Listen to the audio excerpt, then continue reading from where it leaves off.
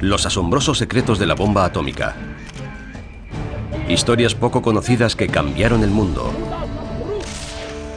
Los físicos que pasaron los secretos nucleares estadounidenses a la Unión Soviética y luego a China. El israelí que reveló al mundo los secretos nucleares de su país. Lo cerca que estuvo la crisis de los misiles de Cuba de una guerra total. Y cómo un aliado fundamental de Norteamérica en la guerra contra el terrorismo vendió tecnología nuclear a Irán. Descubran revelaciones sorprendentes sobre la aterradora proliferación de las armas nucleares.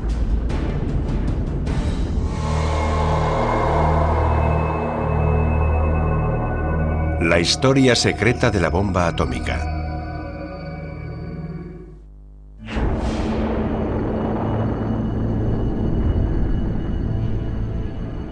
Es una escena de un poder sobrecogedor. Un resplandor de luz cegadora. Una onda expansiva devastadora.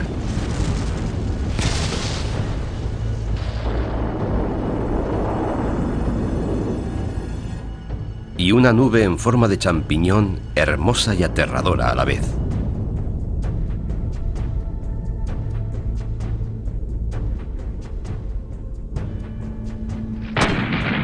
Aunque las guerras han existido a lo largo de toda la historia de la humanidad, debido a la creación y proliferación de armas atómicas, ahora somos capaces de destruir nuestro mundo.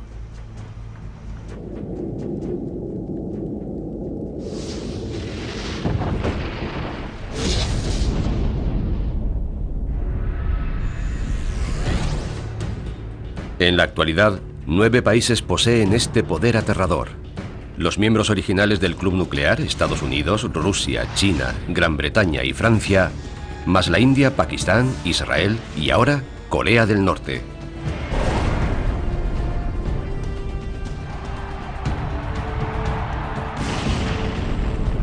La capacidad de crear destrucción nuclear masiva ha pasado de las manos de las grandes naciones a las de los países pequeños, los grupos e incluso personas individuales.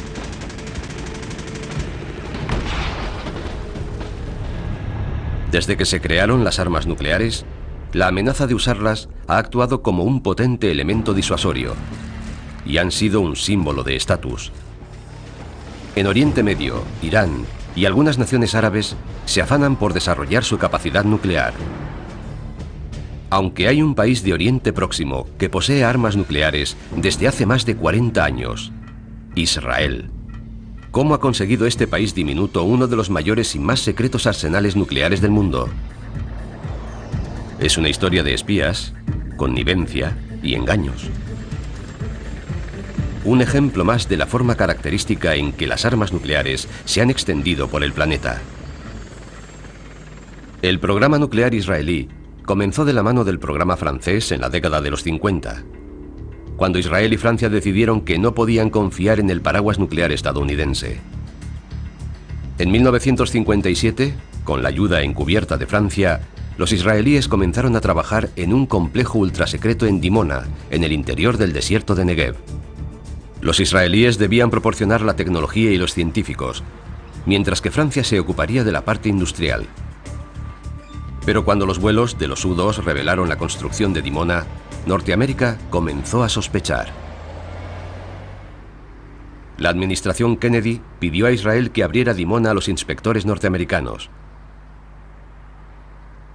Querían mandar representantes a examinar la instalación, esperando confirmar que los israelíes no tenían un programa secreto para construir armas nucleares.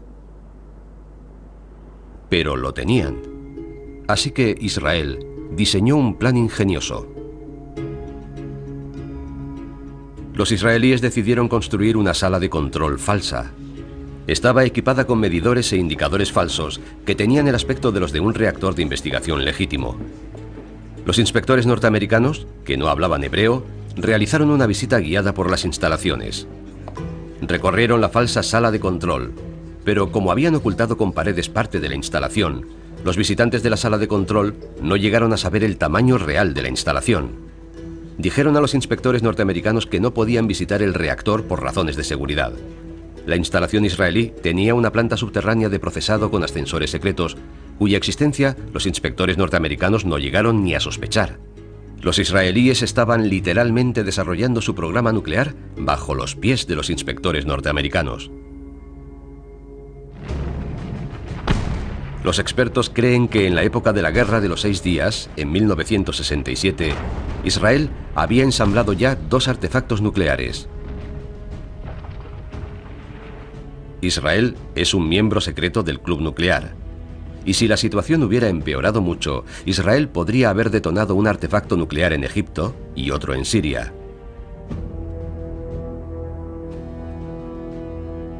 Israel nunca ha admitido poseer armas nucleares, ni ha firmado el Tratado de No Proliferación de Armas Nucleares, alegando sus necesidades especiales de seguridad.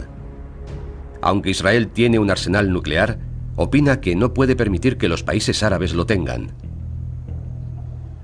El 7 de junio de 1981 se lo dijeron de forma tajante a Saddam Hussein.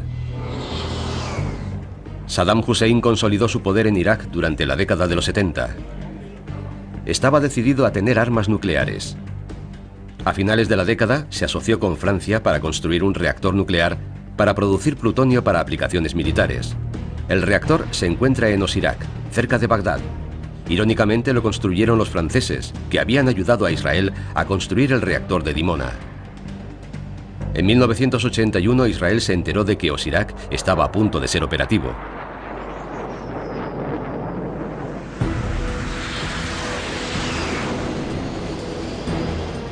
En una incursión temeraria, los aviones de combate israelíes cruzaron el espacio aéreo de Jordania y Arabia Saudí sin recibir resistencia.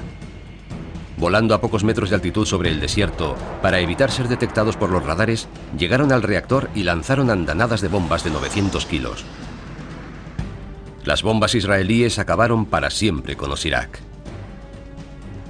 El ataque se produjo antes de que la instalación se pusiera en marcha para evitar la lluvia radiactiva. Israel seguía expandiendo en secreto su arsenal nuclear, aunque se negaba a reconocer su capacidad nuclear. Pero a causa de una historia poco conocida y digna del mejor guión de Hollywood, en 1986 a Israel se le cayó la careta. Mordecai Vanunu era un ingeniero de nivel medio que trabajaba en la instalación de Dimona. Era contrario al programa israelí de armas nucleares. Vanunu hizo a escondidas fotografías y dibujos del material más secreto de la planta y lo llevó a Londres, Inglaterra.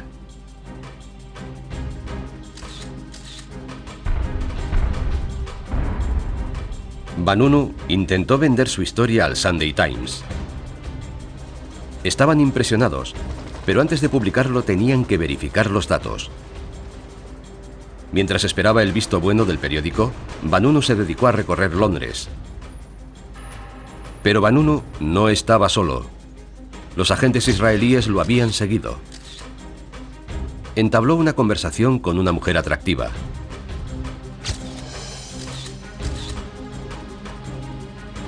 Se volvieron a ver al día siguiente. La mujer convenció a Vanunu para que se fuera con ella a Roma, donde su hermana tenía un apartamento.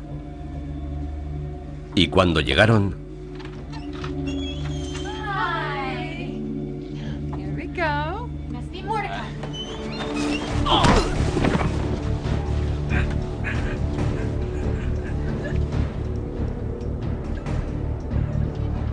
Una semana más tarde, Vanunu estaba en Israel, en el cuartel general del Mossad, acusado de traición.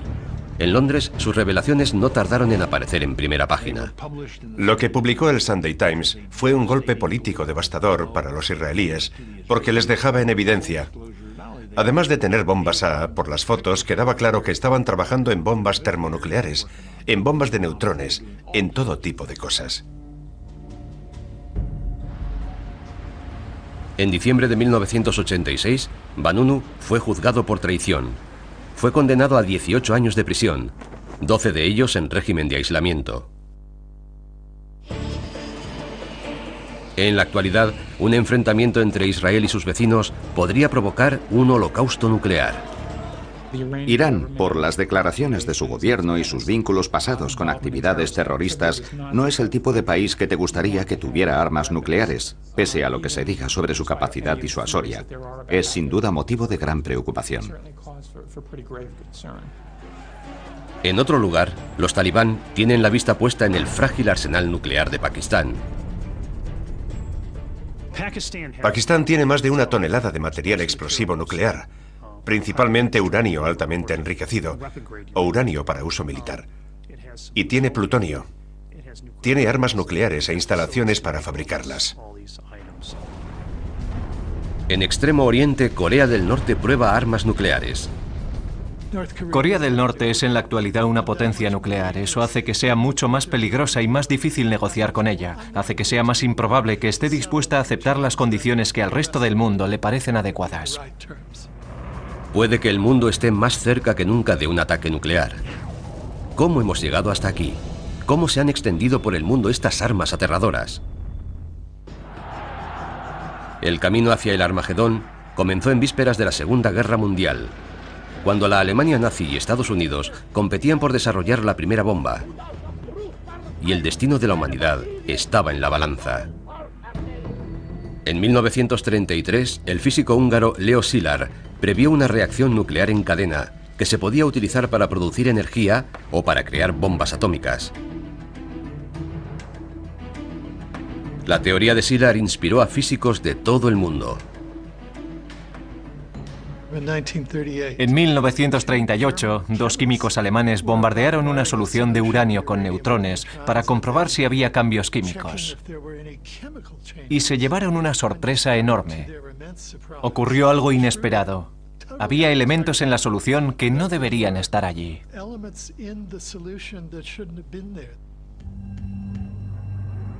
Los neutrones habían escindido el uranio, dando como resultado una liberación de energía masiva y desconocida hasta entonces.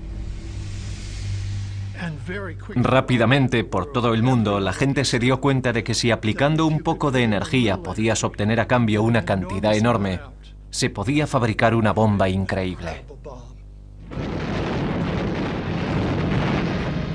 Menos de 2 años después de aquel descubrimiento, estalló en Europa la Segunda Guerra Mundial.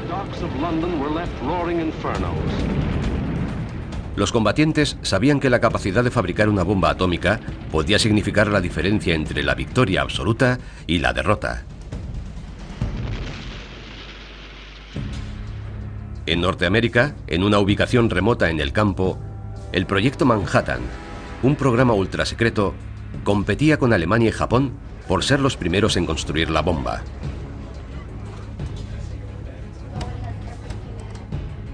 Algunos de los físicos más brillantes del mundo, muchos de ellos refugiados, trabajan en este laboratorio militar de Los Álamos, Nuevo México.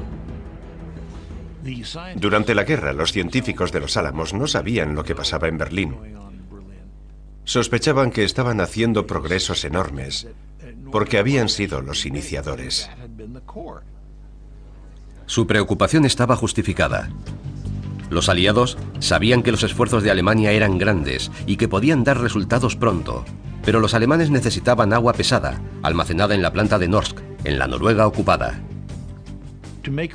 Para hacer funcionar el reactor necesitaban grafito muy puro o usar agua pesada como moderador.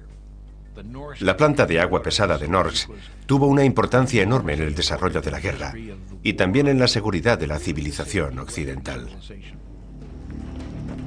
En una osada acción de comando, los aliados destruyeron la planta.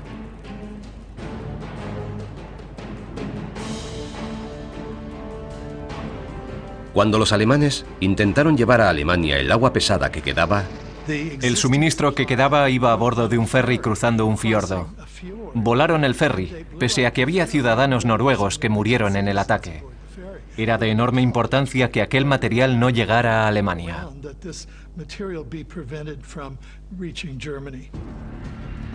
Pero los alemanes no eran los únicos enemigos que buscaban dominar el mundo. En la década de 1940 los japoneses también participaban en la carrera por construir la bomba atómica. El profesor Yoshio Nishima, un ex socio de Albert Einstein, estaba al frente de los esfuerzos japoneses. El 9 de marzo de 1945, Estados Unidos envió 300 B-29 a Tokio. En lo que se denominó el ataque aéreo más destructivo de la historia, el napalm prendió fuego a 41 kilómetros cuadrados de Tokio. Más de 88.000 japoneses murieron en una sola noche. Tras el ataque, había un propósito oculto. El bombardeo destruyó también la planta nuclear japonesa, justo cuando el separador térmico estaba a punto de ser conectado.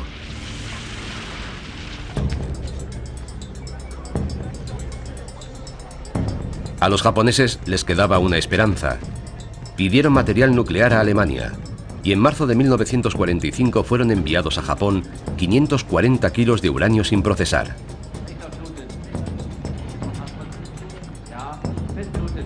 Pero en el trayecto informaron al submarino de que Alemania se había rendido.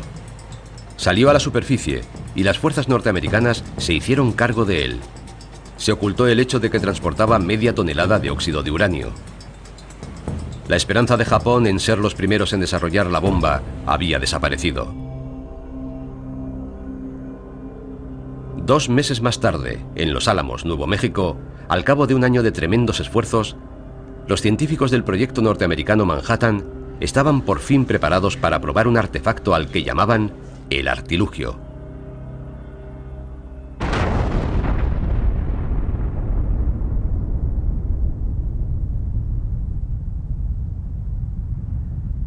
Años más tarde, el director del proyecto, J. Robert Oppenheimer, reflexionó sobre aquel aciago día.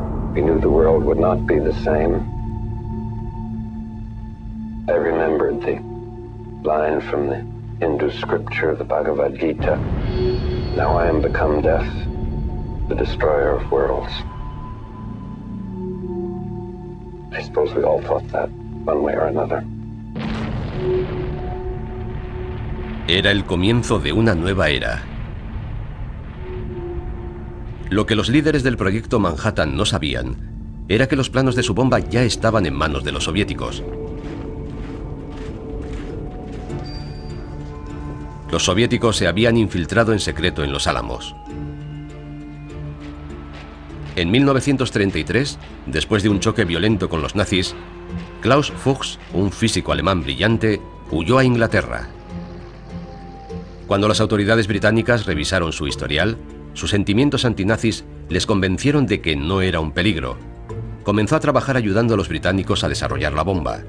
Pero en secreto, Klaus Fuchs era un comunista convencido. Desde Inglaterra se envió un grupo de científicos a Los Álamos. No los investigamos. Supusimos que los británicos lo habían hecho. A cada persona se le permitía saber solo lo estrictamente necesario para hacer su trabajo. Klaus Fuchs, el científico y espía, trabajaba en la zona más confidencial del laboratorio militar. Oppenheimer dijo más tarde que si Los Álamos hubiera estado infinitamente compartimentado, Fuchs habría estado en el compartimento más interno, porque trabajaba en la implosión, en el corazón del diseño de la bomba, el lugar donde se concentraban los esfuerzos para hacer que el plutonio resultara útil en un arma nuclear.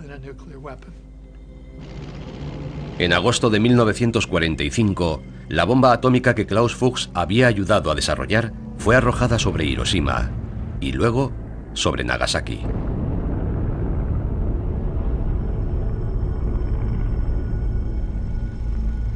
Murieron más de 200.000 personas.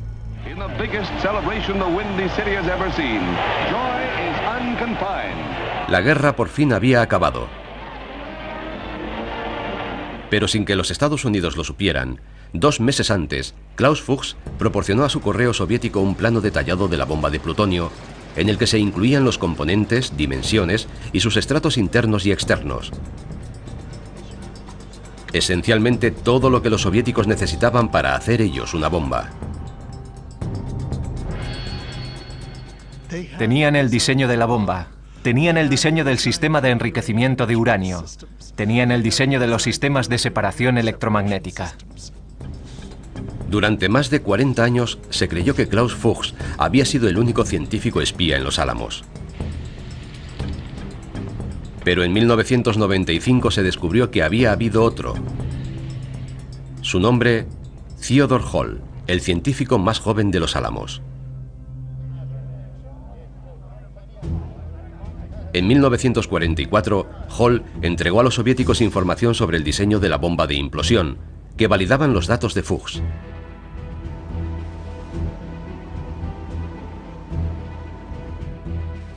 Su contacto eran los comunistas norteamericanos Morris y Lona Cohen. Morris y Lona Cohen trabajaban como correos. Recogían información de espías en varios lugares y la transmitían a la embajada rusa en Nueva York.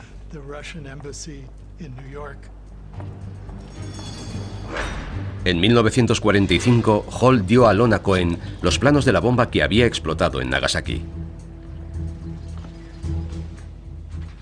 Los escondió en una caja de Kleenex que llevaba con ella. En el tren de regreso al este, se dio cuenta aterrorizada de que había personal del Servicio de Información Militar revisando el equipaje de todo el mundo. Llevaba los planos encima. Reaccionó con una rapidez y seguridad asombrosas. Fingió que había perdido el billete. Comenzó a llorar. Sacó un Kleenex y se sonó la nariz. Cuando se acercó el agente, le ofreció la caja de Kleenex, lo que por supuesto le hizo pensar que no había nada en ella. Después de que rebuscara y encontrara el billete, el agente le devolvió la caja.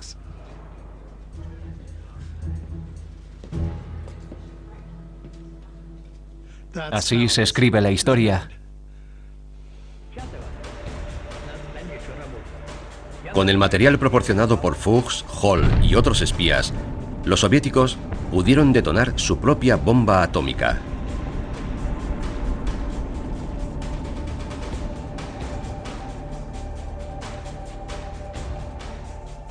Cuando los soviéticos probaron su primera bomba en agosto de 1949, fue una gran sorpresa para nosotros. Pensábamos que tardarían al menos 5 años en tener la bomba.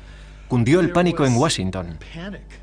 Se tenía la sensación de que se había inclinado la balanza. Fue el comienzo de la carrera armamentista global. Todo país grande sería en lo sucesivo miembro de un club exclusivo o un aspirante frustrado. El bazar de las armas nucleares había abierto.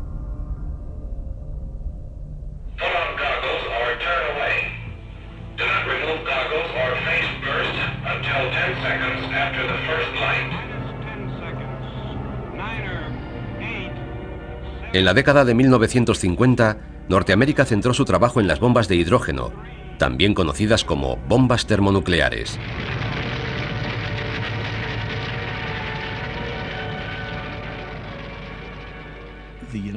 Los Estados Unidos habían comenzado a detonar con gran éxito bombas termonucleares enormes en el Pacífico. Aquellas armas tremendas de destrucción masiva eran unas 1000 veces más potentes que la bomba atómica arrojada sobre Japón. En 1954, en la prueba Bravo, en el atolón de Bikini, Norteamérica hizo explotar el artefacto termonuclear más potente que se había detonado hasta entonces. Los soviéticos todavía no comprendían esa tecnología, pero lo iban a hacer. Además de Klaus Fuchs y Ted Hall, los soviéticos tenían otro agente muy importante infiltrado en los Álamos. Su nombre clave era Perseo. Después de la guerra, Perseo dejó de espiar para los soviéticos, pero en la década de 1950 lo volvieron a necesitar. Perseo era un misterio. A finales de los años 40 había dejado de operar. Trabajaba en Los Álamos e hizo contribuciones importantes al mundo de la física. Supongo que se mantuvo al margen del espionaje hasta que los soviéticos le dieron un toque en el hombro en 1954.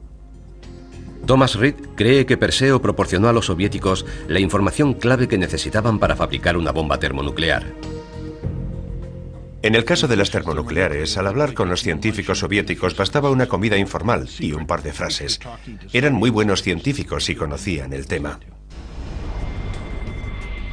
En 1955, una vez conseguida la información secreta que necesitaban, los soviéticos volvieron a sorprender a los norteamericanos al detonar una bomba termonuclear de 2 fases en su campo de pruebas de Kazajistán. La carrera armamentista entre Norteamérica y Rusia estaba a punto de pisar el acelerador a fondo.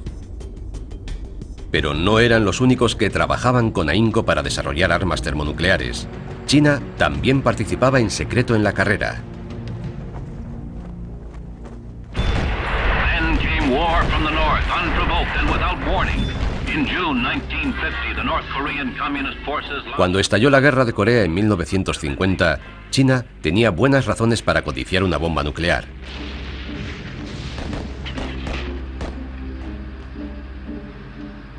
Cuando Mao Zedong envió tropas chinas a Corea, primero el presidente Truman y luego el presidente Eisenhower amenazaron a China con armas nucleares. Mao decidió fabricar armas nucleares en el 55. El primer paso fue dedicar años a reunir estudiantes licenciados, a enviar estudiantes chinos al extranjero, a enviar científicos chinos a las universidades estadounidenses y a hacerlos regresar luego a casa. Estaba construyendo una base sólida. Parte de esa base la había puesto previamente una físico norteamericana llamada Joan Hinton. Joan Hinton trabajaba en Los Álamos. Formaba parte integral del equipo de diseño nuclear. Estuvo en el Trinity Test. El Trinity Test preocupó y horrorizó a Hinton. Era comunista y creía que Occidente no debía tener el monopolio de esta nueva tecnología.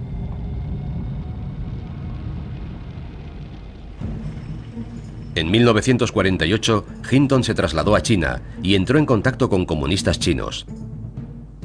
Joan Hinton tenía acceso a información sobre el diseño de la bomba y llevó sus conocimientos a China. Tenía sin duda conocimientos que pudieron ayudar a China a dar los primeros pasos. Hinton afirma que se fue a China para renunciar a los Estados Unidos y alejarse de la bomba atómica. Mantiene que no compartió secretos con los comunistas. En la actualidad trabaja en una granja en las afueras de Pekín. No tengo pruebas irrefutables, pero estuvo allí, simpatizaba con ellos, se integró con ellos. Y en la actualidad vive en China. Para mí está muy claro que tuvo que haber informado a la comunidad científica china sobre lo que estaba pasando en Los Álamos. Mao también recibía ayuda del líder de los soviéticos, Nikita Khrushchev, su aliado en contra del capitalismo occidental. La ayuda de Khrushchev a los chinos no se limitó a enviar planos. Mandó también todo un ejército de expertos. Las grandes estrellas del programa nuclear soviético dieron conferencias sobre extracción, molido y procesado de uranio, enriquecimiento de uranio, construcción de reactores, diseño de armas, hidrodinámica, explosivos potentes, todo el abanico. Los soviéticos estaban a punto de entregar a los chinos un prototipo de la bomba. Pero en 1958, cuando Nikita visitó a Mao para concluir su acuerdo nuclear, las relaciones se agriaron. A Mao no le gusta el deseo soviético de controlar la política exterior china. Nikita aconsejó a Mao que no invadiera Taiwán, temiendo represalias nucleares de Norteamérica. Pero Mao le dijo que el posible altísimo número de bajas chinas no le importaba. Hablaron sobre la actitud de Mao frente a la guerra nuclear. Mao decía, pueden morir unos cuantos millones de chinos. ¿Y qué? Khrushchev pensó, este tipo ha perdido el juicio, no pienso seguir apoyándolo. Khrushchev se lo pensó mejor antes de armar a un país de su frontera sur tan densamente poblado. Un país que en el futuro se podía convertir en enemigo. Comenzó a retirar a sus científicos. El personal clave se empezó a ir de vacaciones y no regresaba. Los chinos con los que hablamos nos dijeron que recibían muchos datos, pero que el reactor no acababa de funcionar. Los soviéticos habían proporcionado a los chinos datos incorrectos. Pero Mao y los chinos estaban a punto de conseguir la información correcta de una fuente muy fiable. Se trataba de Klaus Fuchs, el excientífico de Los Álamos, que había espiado para los rusos hacía una década. La tecnología nuclear se propagó de forma asombrosa. Klaus Fuchs había sido espía durante la guerra. Fue detenido y confesó. Lo mandaron a la cárcel durante una década. En 1959, Klaus fue liberado por buena conducta 5 años antes de cumplir la condena. Se trasladó a Dresden, Alemania Oriental, para dar clases de física. ¿Pero a quién enseñaba física? Una de las primeras visitas que recibió aquel verano fue la de Kian Sankiang, el director del programa nuclear soviético. El verano del 59, Klaus Fuchs proporcionó a los chinos mucha información sobre cómo funcionaban los álamos.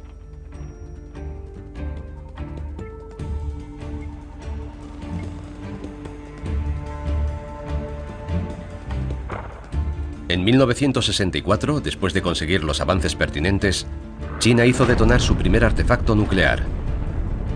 En 1968 ya era una potencia termonuclear plena. China se había unido a un club exclusivo, cuyos miembros oficiales eran Estados Unidos, Rusia, Gran Bretaña y Francia.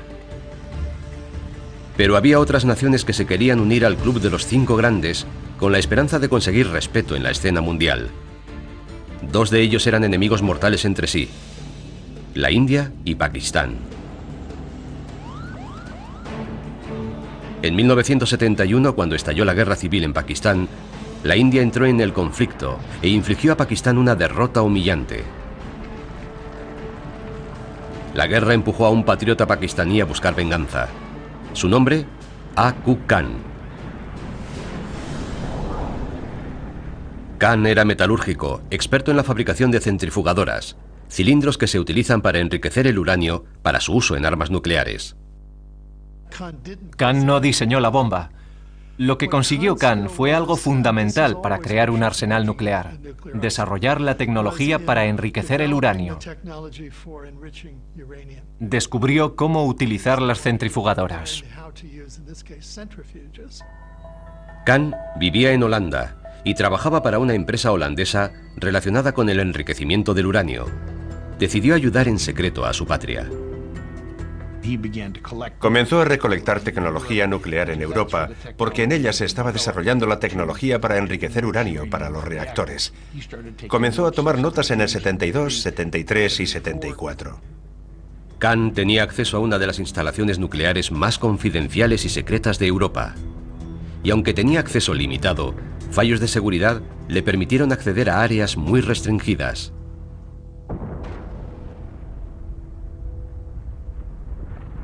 En mayo de 1974, Pakistán y el mundo se quedaban asombrados cuando la India hace detonar Buda Sonriente, su primera bomba nuclear. La India envió un mensaje amenazador a su vecino, haciendo explotar la bomba cerca de la frontera con Pakistán.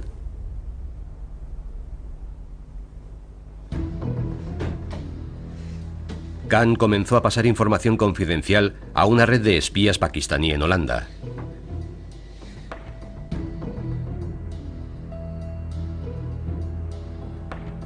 En otoño de 1974, Khan pasó 16 días en una planta nuclear ultrasecreta. Se movió con libertad por las instalaciones tomando gran cantidad de notas. Aquellas notas y dibujos llegaron a Pakistán.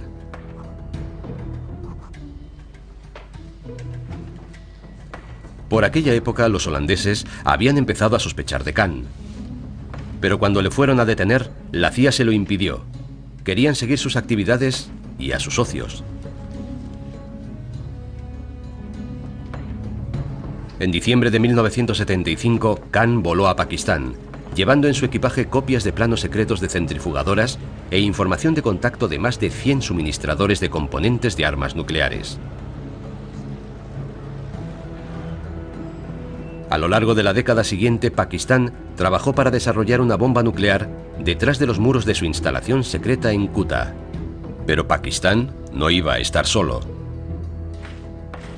Iba a tener la ayuda de un amigo extranjero, China.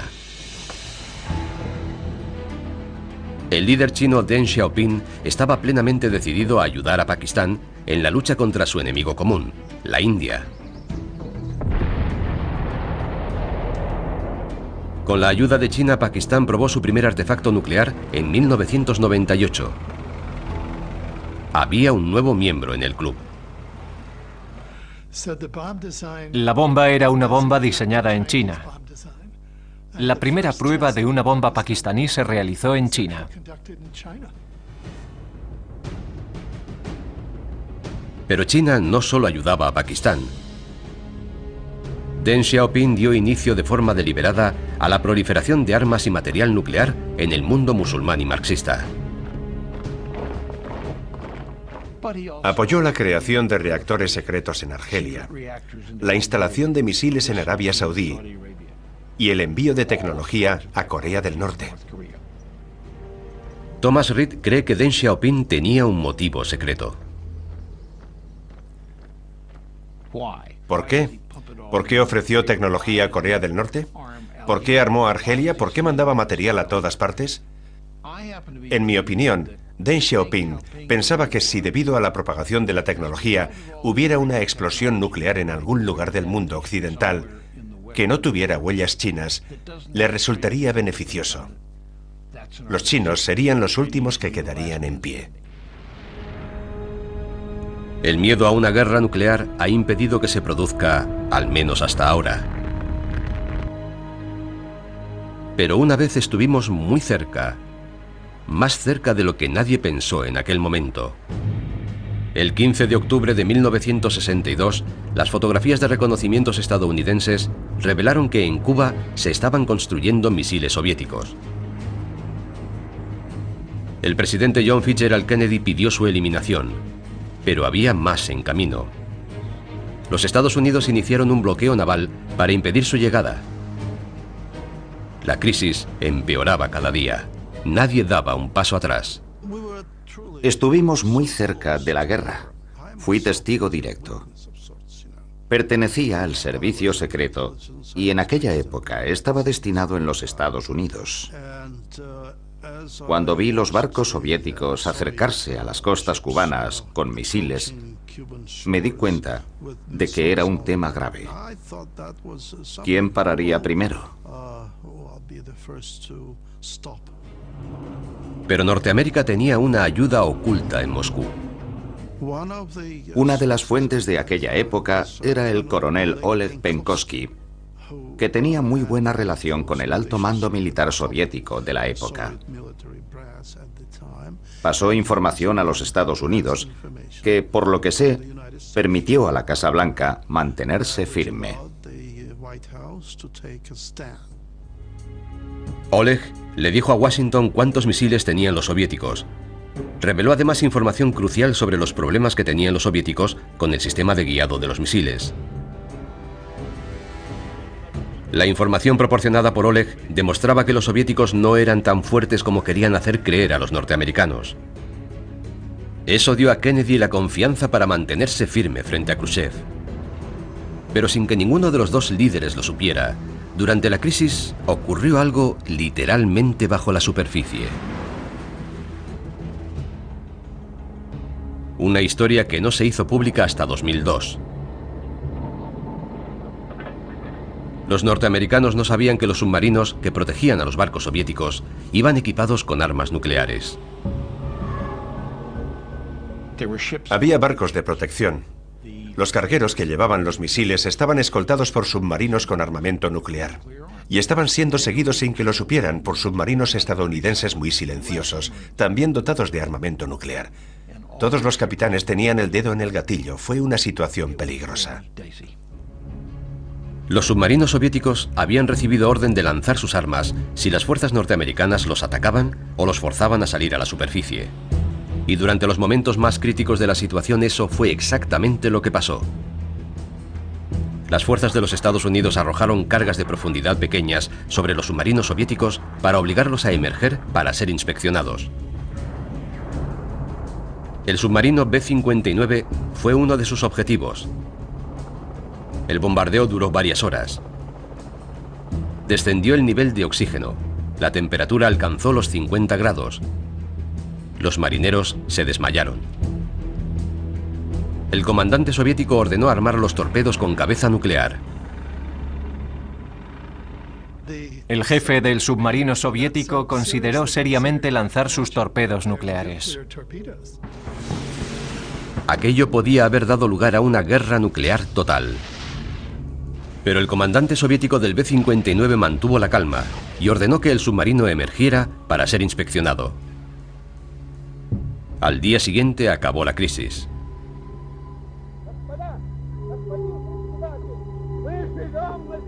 Durante las 2 décadas siguientes, la aceleración de la carrera armamentista entre Estados Unidos y la Unión Soviética iba a alcanzar un ritmo desenfrenado. La carga de financiar el arsenal nuclear fue una de las razones de la caída de la Unión Soviética. Y cuando cayó, se puso en riesgo uno de los materiales más secretos y peligrosos del mundo. La desintegración de la Unión Soviética en el 91 tuvo repercusión en varios frentes. Para empezar, las armas nucleares estaban desplegadas en Ucrania y Kazajistán. 6.000 armas nucleares. Costó 5 años convencerlos de que se las vendieran a Rusia. Las vendieron por dinero, por combustible y otros favores. Además, suponía salir de la lista de objetivos de los Estados Unidos. Una cosa era controlar los misiles en sí, y otra, controlar el material de fisión que los hacía funcionar. De pronto el material estaba repartido por todas partes. Los archivos no eran en absoluto precisos. Nos encontramos ante el hecho de que teníamos que ayudar a los países de la ex Unión Soviética a poner en lugar seguro una cantidad enorme de material nuclear repartido por todo el país. En 1993 llegaron a los Estados Unidos rumores de que en la ciudad de Ulva, Kazajistán, se almacenaban en instalaciones poco seguras unos 600 kilos de uranio. Cantidad suficiente para hacer más de 25 bombas nucleares. El presidente de Kazajistán y el presidente Clinton lanzaron el proyecto Zafiro. En una operación totalmente secreta, expertos del Departamento de Energía volaron a Kazajistán. Cargaron el material físil en aviones de carga y se lo llevaron a los Estados Unidos.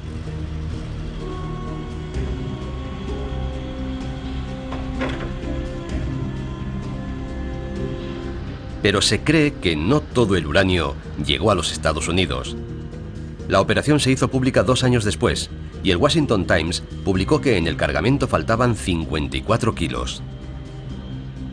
Produjeron toneladas y sabían dónde estaba el 99,9%, lo cual está bien, pero el 0,1% de varias toneladas sigue siendo suficiente para hacer decenas de bombas nucleares.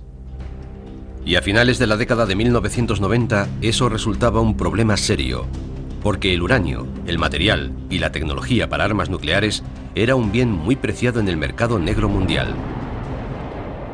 El padre de la bomba islámica de Pakistán, Aku Khan, dirigía el espectáculo.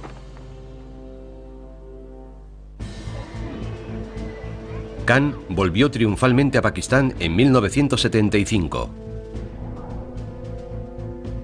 Hacia mediados de la década de 1980, él y sus socios puede que hubieran ganado millones vendiendo armas nucleares, equipos y diseños.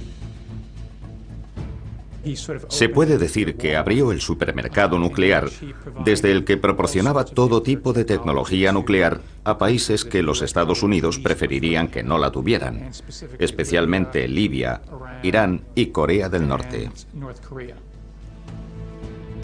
La red de Khan incluía a científicos, ingenieros y funcionarios dispuestos a vender los secretos de sus países al mejor postor. Pero el dinero no era el único objetivo. El Pakistán Islámico ayudaba a otros países de su misma fe, algunos de ellos enemigos de Norteamérica. Después de los ataques del 11 de septiembre de 2001, salió a la luz que 2 científicos nucleares pakistaníes, con fuertes vínculos con Khan, se habían reunido con líderes de Al-Qaeda en 2000 y 2001. Los científicos pakistaníes habían tratado de hacer llegar de contrabando a Al-Qaeda material nuclear procedente de Rusia y Asia Central. Hay informaciones que apuntan incluso a que en abril de 2003, Aku Khan viajó a Afganistán para reunirse con Osama Bin Laden. Los servicios de información internacionales llevaban 20 años siguiendo a Khan. Es una historia triste que los servicios secretos estadounidenses, que sabían lo que hacía Khan desde hacía 20 años, no dijeran a la gente de operaciones que lo arrestaran o lo mataran.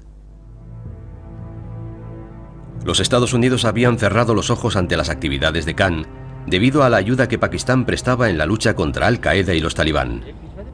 Pero la situación estaba a punto de cambiar. En octubre de 2003, los servicios secretos norteamericanos interceptaron un barco alemán con destino al programa secreto de armas nucleares libio. Contenía material de centrifugadoras para enriquecer uranio. Era parte del programa completo de armas nucleares que Khan había vendido a Libia. Respondiendo a la presión internacional, Pakistán arrestó a Khan. Confesó que vendía tecnología nuclear, y no solo a Libia, sino también a Irán y Corea del Norte. El gobierno pakistaní negó tener conocimiento de las actividades de Khan, y el presidente George Bush aceptó oficialmente las explicaciones del presidente Musharraf, su aliado en la guerra contra los talibán. Aqu Khan se disculpó públicamente.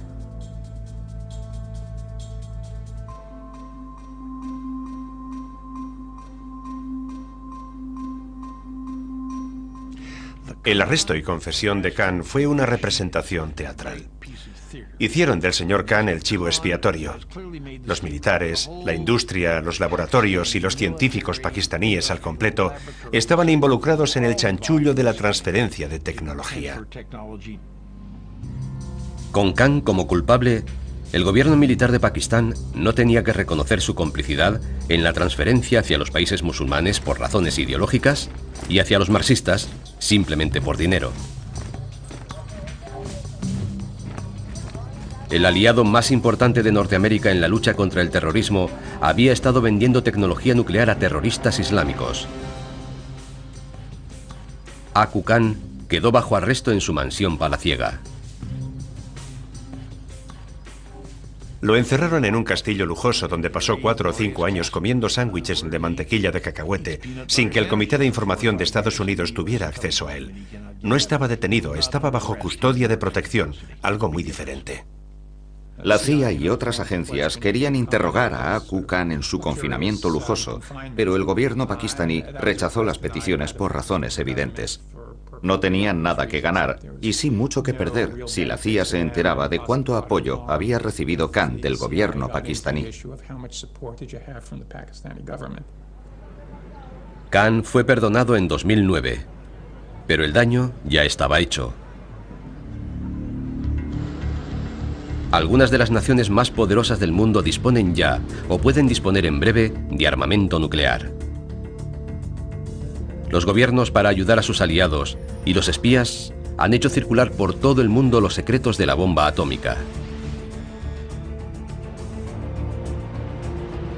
Durante más de 70 años, el mundo ha tenido que hacer frente al espectro siniestro de la destrucción por armas nucleares.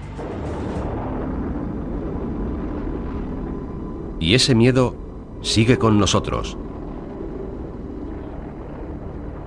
Cuantos más países posean la bomba, mayor será la incertidumbre. Mientras haya armas nucleares en el mundo, alguien las querrá tener. Ese es el primer axioma, y el corolario es que tarde o temprano alguien las usará.